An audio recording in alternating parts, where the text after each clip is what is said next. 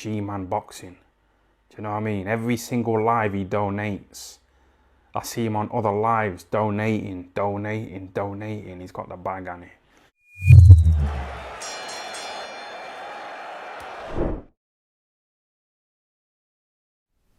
Alright people, review of the week time. A lot to talk about. A lot of new stories came in just on Sunday alone. Let's start with the big one. Fight announced. Anthony Joshua, Oleksandr Usyk 2, August the 20th in Jeddah, Saudi Arabia. How tempting is it to go to that fight? I wonder how much tickets would be and flights would be. Seriously, even just for one night, even just go over for the day. Well, not the day, you know what I mean, go over the night before. I don't know how tempting that would be. I have to maybe have a look at it, because seriously, I like this fight. Saudi, don't need anything, just go straight over. And yeah, August the 20th. Saudi Arabia, one of the good things there is that the time difference is slightly ahead in their end. So it means that the main event and all will be over by about 9 o'clock, which is actually quite nice. But quote Anthony Joshua here: I now have my date with history, set to become 3-time unified heavyweight champion of the world. What an opportunity. A happy fighter is a dangerous fighter, and I'm the happiest and most motivated I've ever been. Oleksandr Usyk, he hasn't been quoted on it, but the shape he's looking in training camp, he is looking in fantastic shape. Fantastic. There's pictures flying around of him with his pad man, and honestly, he looks in tremendous shape. Oleksandr Usyk is one of them fighters where he just has that ability to just separate what's going on in the here and now, as in like what's going on around him, and just focus on the job he needs to do. I mean, this guy, when you look at him, when you look at his career from amateur to pro, mentally Usyk is one of the strongest fighters mentally I think you'd ever meet. He really is. And some of the subtle little things he says, you know, I remember Chris Andre doing a video a couple of months ago about Oleksandr Usyk, and something he said really stuck with me, and it makes a lot of sense when you think about Usyk. When Tony Bellew said to Oleksandr Usyk, I'm the challenger, you're the superstar, Usyk said, I'm not a superstar. Do you know why? Because, as Chris said, superstars come and go. They get to the top and then they fade. Usyk doesn't fade. And his way of thinking, the way he rationalizes things, the way he looks at things is amazing. And going into this rematch, it's a hard ask for Anthony Joshua. I do have the 3 reasons why I think AJ beats Usyk, because obviously I've done one on why Usyk beats AJ, and I got to do one on AJ. That one's taking a bit longer, just because I've been busy. I should have that out on Tuesday, hopefully. And there are ways. There are definitely ways. I will touch on them in that video. And there are a few little weaknesses in Oleksandr Usyk, and there are a few strengths in Anthony Joshua's game, which he neglected realistically. You see, here's the thing. A lot of AJ fans are saying that he needs to just outman Usyk. At the end of the day, and what I mean by that is like he's just going to bully him. Yes, but that could backfire spectacularly. There are ways for Anthony Joshua to beat Usyk that don't involve doing that. And these are certain things he neglected to do in the first fight, and I think he needs to do them in the second fight, in the rematch. Well, that's the big news. AJ versus Usyk, been announced. Jeddah, Saudi Arabia. Same, I don't know if it's the same venue where he beat Ruiz, but it's the same location. I believe that was in Jeddah as well. And these guys are absolutely getting the bomb. It doesn't specify the DAZN pay-per-view, but I think we all know it will be. Be interesting to know what the price will be, or what kind of offers the DAZN are given for existing and new customers, because as I said, they really would miss a trick if they did this as a once-off payment for people just to go and watch this fight. I think they'd miss the trick there. I think they really would. I think if they want to, and maybe Eddie Hearn knows this and is working on this at the same time, because if say for argument's sake you give new subscribers, and I say people want to just buy this as a once off, you give them the 30 quid, 25 quid, however much it will cost, plus 3 months subscription, and you put on good cards over the next 3 months, keep them on the DAZN, rather than pay 20 quid, 25 quid, get 3 months subscription, and you're watching, you know, Conor Benn fight on former world champion Terry Flanagan. Yeah, we want that. But you know what I mean. Obviously, you have good fights lined up to keep these people who are, new subscribers staying tuned. So that's the big news with Anthony Joshua. Obviously, Tyson Fury's been in the news quite a bit this week. Now, he's been in the news for basically saying that he wanted, I think it was $500 million to fight Oleksandr Usyk. Well, an Irish journalist, I can't remember the name of the person, broke this story, and it's got a bit of traction since. Now, these are allegations, nothing to do with, I wouldn't say that major per se, but this is what has been reported. It's been reported now that Tyson Fury has been refused entry into the US because of his links to Daniel El Chapahan. El Chapahan was sanctioned by the United States in April. Yeah, by the United States Treasury in April, yes, which officially names him as a majority figure in the KOCG, Kinahan Organized Crime Group. Now, when that stuff's getting to America, because bear in mind, that organization is based in Dublin. He's into some serious what.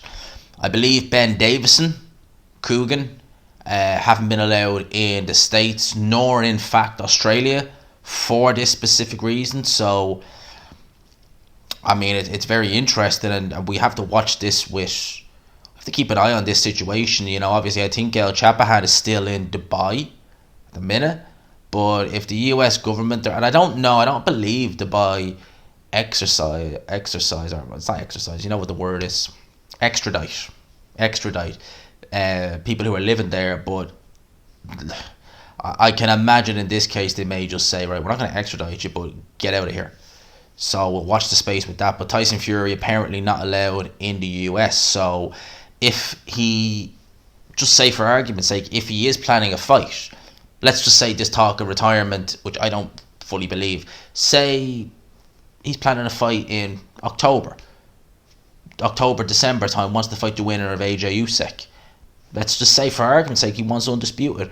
How is he going to get to Javon Sugar Hill? Javon Sugar Hill's going to have to come to the UK. Just going to be the way it is. He won't be able to go over the Kronk, because if those are still there by the time that's happening, God knows. So it's an interesting one. We'll watch the space with that.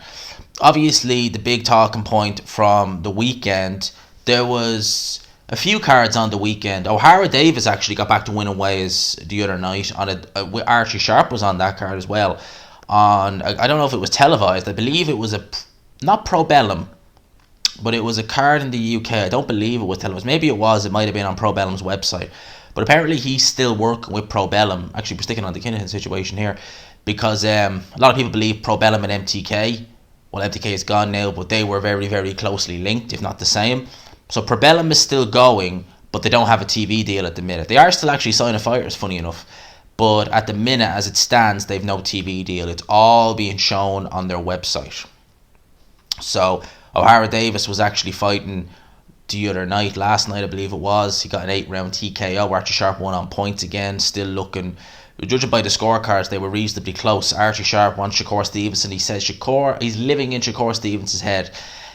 I doubt that very much, and I doubt that Shakur would really need to get into first gear to beat Archie Sharp. I mean, Archie Sharp hasn't looked good for a long time now. I mean, it's been a while since he's looked really done. Probably Leon Woodstock was the last time he looked good in a fight, and that's a couple of years ago now. It might even been 3-4 years ago now. It's a while. Obviously, the main card that was on, actually, we'll talk about the Friday card, because Josh Kelly got back to winning ways. Now, this was on Channel 5. I didn't actually see it, but I heard a lot of people say that Nathan Gorman, the guy he was fighting, was absolutely garbage. Apparently he got him out of there in a round. Thomas Salks, believe he's from the Czech Republic, 24 years old. And look, this guy, his last fight was a win over Pavel Sowers for the Czech heavyweight title in a very close fight. Now, Pavel Sowers, as we know, is not a good heavyweight. Far from it. Far from being a good heavyweight. So if you're having close decisions with him, and he actually lost to Pavel Sowers in 2019. So he's 1-1 with Pavel Sowers, which is really not good. He also lost to Cash, the Biting Ali. As you may remember, the guy who bit David Price, got stopped by him. Cash Ali is probably borderline area, probably English level. Cash Ali is not particularly amazing. And Nathan Gorman went in there. He was 4 pounds lighter than his last fight, which incidentally was against Pavel Sauers, but he was still very heavy. I mean, like, he's 268 pounds here. I mean, probably the best I've ever seen Nathan Gorman in the ring, not aesthetically, but the best I've ever seen in terms of his sharpness was back in 2018 when he fought Sean Turner. I can't quite remember the undercard that was on. In fact, I'll just check it here. What was? Oh yeah, it was actually. I thought that was new. It was on the undercard of Fury versus that guy. What was his name? Sefa Safiri. He looked really good in that fight in terms of his sharpness, and he was below 250. He was 249 in that fight. Even at 249, he's still carrying excess weight. But he's 25 years old, is Nathan Gorman. Like, you think he's older than that, and he's not. And the shape he comes in, I mean, it's just... And I'm not saying Nathan Gorman, he's not like an Andy Ruiz, where Andy Ruiz comes and fights in bad shape. But if he was a good bit lighter, you'd think, oh God, this kid could cause serious upsets. I don't think about that with Nathan Gorman, but I definitely think he could improve. He'll definitely go further if he was lighter, but he just seems to be, and he does strike me as a very lazy heavyweight in terms of just, he doesn't seem to have that motivation in him for really to do anything. In terms of the other card that was on, obviously we got to talk about the Joe Smith Jr. We'll talk about the whole card in a nutshell, the Joe Smith Jr. card. Artur Beterbiev knocking out Joe Smith in 2 rounds. As I said, I expected Artur Beterbiev to win, but in that quick and decisive fashion, I really didn't expect it. I thought Joe Smith would box a bit, would try and feel it out. But I thought both guys would be a bit cautious. But Beterbiev, I mean, he is an absolute freak of nature. He really is. I mean, he is someone he is a problem. And funny enough, he's been actually talking about not just moving up to cruiserweight, but going one step further and actually going up to heavyweight. Now, he is 37 years old. How much weight is he cutting to get down to 175 pounds? I believe Gilberto Ramirez, in his most recent fight, the commentary team on DAZN said that the morning after the weigh-in, he was on the scale at 200 pounds. 25 pounds he's cutting. And Zudu was coming up from super middleweight. So God knows what Beterbiev's weighing in on fight night. Crazy. Him and Smith look massive in there. Now, Beterbiev fought as an amateur. He fought at heavyweight. Now, heavyweight as an amateur is 201 pounds is the limit. So basically cruiserweight. So one would wonder, could he do heavyweight? I do think Beterbiev is just too small. He's a tremendous puncher, but he's only 5'11". He's not got a massive reach. As good as he is, I think heavyweight is a bridge too far. Way too far for Artur Beterbiev. Certainly now at 37 as well. To me, that's just a stretch. The co-main, Abraham Nova versus Ruiz Ramirez.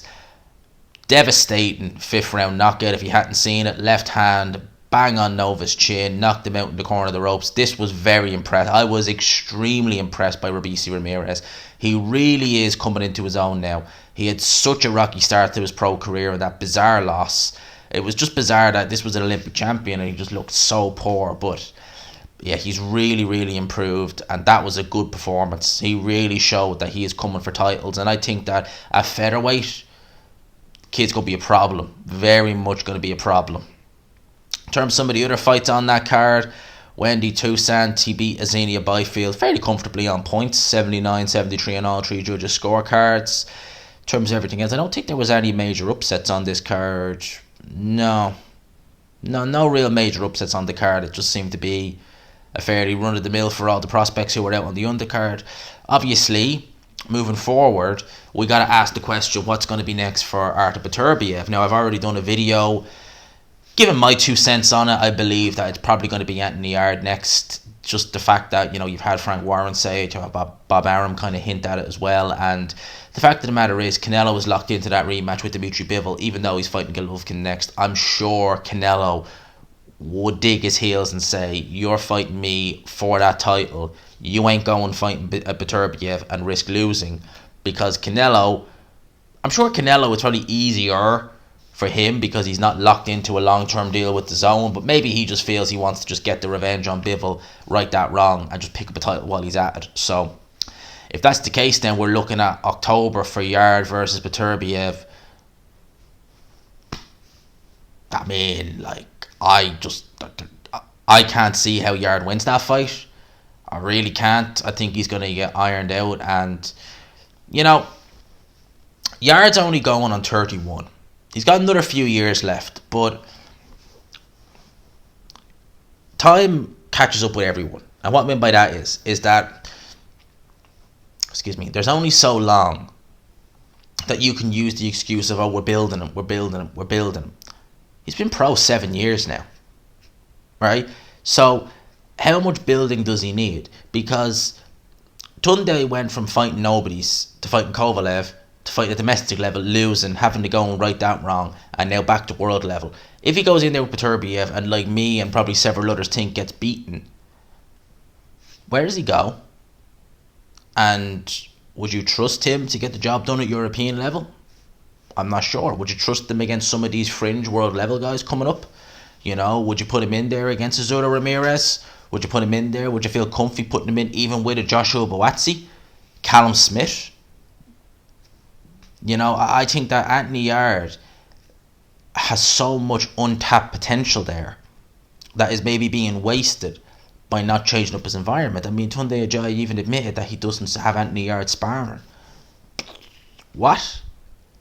You know, maybe that's changed now, but I remember when I was going to the Kovalev fight, I was like, what? Or was it the Lyndon Artist? It was one of them. And I was like, you need to spar. There's just no ifs or buts. I mean, James Toney, his whole training camp, maybe it's one of the reasons why he's so punchy, but his whole training camp consisted of him sparring. That's all he'd do, would just spar, and he was razor sharp. Again, probably one of the reasons why he's so punchy now, James Toney. But if that fight happens, I can't see Yarde winning that fight. Can't see it. Be nice to see it in the UK. Might even pop over to it if it's in the O2. I've never been to the O2. But can't see Yarde winning that fight. In terms of other news, heavyweight news, this is an interesting one. I'm surprised it's taken this long, but hey, Andy Ruiz versus Luis Ortiz has now been planned for Sunday. Interesting. Sunday, September 4th, in LA. Any American fans who live in that part of the state, maybe it's the same the whole country, but Sunday is a bit of a weird day, unless obviously in Ireland and the UK we've bank holidays, so you have the odd show done on a bank holiday. Obviously you have the Monday off, but Sunday, September 4th, it's a bit of a weird day. I like the fight, don't get me wrong.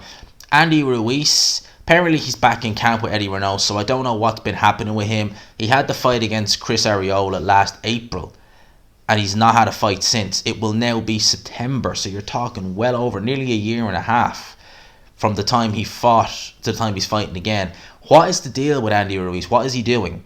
Why is he taking so many gaps? Because this is a good heavyweight, and if he's disciplined, and obviously he looked pretty poor in the Arreola fight, he got the job done, but I mean, if he can actually stay in shape, stay active and stay on it, he's a problem for most heavyweights, seriously. Now, that being said, I do think he gets through Luis Ortiz. I think Luis Ortiz looked terrible against Charles Martin. Yeah, he got the win, but he looked terrible doing it. So Andy Ruiz should get through that, but still, man. Still. Bob Arum has been talking about a possible fight for Tyson Fury. So we're not sitting here at the end of Tyson Fury just yet, in terms of it being a fighter. He said that Tyson Fury versus Joyce for the WBC heavyweight title in Wembley Stadium again in early October is a possibility. Now, personally, I think that fight makes sense, personally, because I'll tell you why. With Joyce, he's 36 years old now, so the clock is really ticking. Yes, he's a bit like Beterbiev. He's not an old 36-year-old in a sense, and heavyweights can get away with it a bit more. But because there's rematches, because Fury is sitting on the WBC title and we don't know what to do, it's very hard to get these title shots because everything is kind of stagnant at the minute. So he is, I believe, still either number one. I think he's number one contender with the WBO. I would assume the Parker fight, had it have happened, would have been for the interim title. So now he's kind of in limbo. Like, what's he going to do? Who is he going to fight?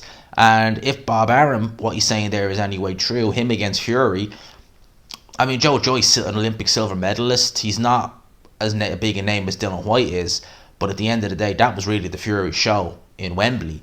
Him against Joyce, I think Joe Joyce is better than people give him credit for, but there's no way he's beating Tyson Fury. I mean, his foot speed, too slow, Fury would outbox him. Don't think he'd stop him because Joe Joyce is tough, the juggernaut, but that's a clear win for Fury if it happens. I don't think it would, though. Just something tells me they'll get Joe Joyce in with someone else or try and get a big fight with Joe Joyce. In terms of other news in the lower weight divisions, George Kambosos, I spoke about this already, has activated his rematch clause for the Devin Haney fight. Again, I don't particularly want to see this fight, but you know, what can you really do at the end of the day? I suppose that he's just looking and thinking, who can I fight that's going to make me really good money other than Devin Haney? And at the end of the day, the answer is, well, really no one, because you know, you're not. You can probably get a fight with maybe someone like a Ryan Garcia or Tank Davis, but you're certainly going to be the B side in those fights. Against Devin Haney, you're still going to be probably the B side in this fight, but you have more of an advantage. It's going to be in Australia. You'll probably have a little bit more sway in your favour in this, and it's probably still a big payday nonetheless. So I can see why in that regard, but I just don't like this fight. I just think that this fight, I've been there, seen it, done it. It wasn't an entertaining fight. Devin Haney won it on the jab, and I'm sure he can do that again on the jab. Just stick a jab on Kambosos. Kambosos couldn't really adjust to it, but saying that, Devin Haney didn't really let him adjust, and it was 12 rounds of the same old. Look, at the end of the day, it was what it was, but yeah, I get why he's taking it, to be fair, but I just don't particularly want to see it again. Terence Crawford on Errol Spence. Hopefully that's the plan for us to get the job done on the business side and share the ring. Spence has 3 titles. I've got 1. It's for Undisputed. This is the biggest fight. This is the biggest moment for us two to fight. Again, I hope that this is a fight, because the end of the year with all these fights being reported is shaping up to be a good end of the year, and Crawford Spence is the fight on my number 1 that I want to tick off the list. That's it. That's the number 1. I love that fight. My days, get that fight over the line. Please, Bud, Crawford, Spence, get that fight over the line, please. Whatever you need to do, I really want to see that fight. That's the fight I prioritise. I want to see that more than any. Seriously, I think it's a great fight. Brilliant fight. Joe Joyce did get an opponent for the July 2nd card, which is going to be Christian Hammer. Yeah, it is what it is. Hammer is just he's durable. You know, he's durable. We'll see if Joe Joyce should be able to get him out of there, to be fair. Hammer has seen better days, but he's durable. He knows how to survive. So the card is shaping up with Joe Joyce, Christian Hammer, Jason Cunningham, Zelani Tete, Callum Johnson versus McCalkin. That's really going to... That Johnson-McCalkin fight, I think that could really take fire. Johnson's been looking terrible as of late. McCalkin hasn't been looking amazing either, but I just think that fight could just be like... You know, you've got just lighten that match over a little bit of gas, and it's just going to go. I think that could happen. Virgil Ortiz has now had his fight with Michael McKinson rescheduled for August 6th. These two were meant to fight in March, just gone. Didn't happen. And then it was announced that Ortiz would face Avanesian. But now that's been scrapped. And now he's going to face Michael McKinson. So, by all accounts, that's a good fight. Michael McKinson versus Ortiz, it is. But I'm thinking now, Avanesian versus Ben. I'm waiting for that. I think that's what we're going to get next between the two. Avanesian, Ben. I'm just waiting on the announcement, but I reckon that's what we're going to get. I really do. I reckon that's what we're going to get. I think, if I'm not mistaken, that we are pretty much good to go now with the rest of the news. As I said, the main talking point was the AJ Usyk rematch. It's now official, been confirmed. We have that. Like I said, I think that's a good fight. I look forward to that, but I still think it'll go the way of Oleksandr Usyk again, this fight. However, I do see how AJ could potentially have some success in there. I'll leave it at that. So people, I'll call it quits there. Don't know how long I've been recording on this one for, so I always like to get about 20 minutes in this, you know, in around that, give or take. So hopefully you enjoyed it. Hopefully you found this useful. Good start to the Monday, as we always do. I've got a lot of work to do this week and get stuff recorded for the following week, because obviously I'll be away. I don't know how much I'm going to get done.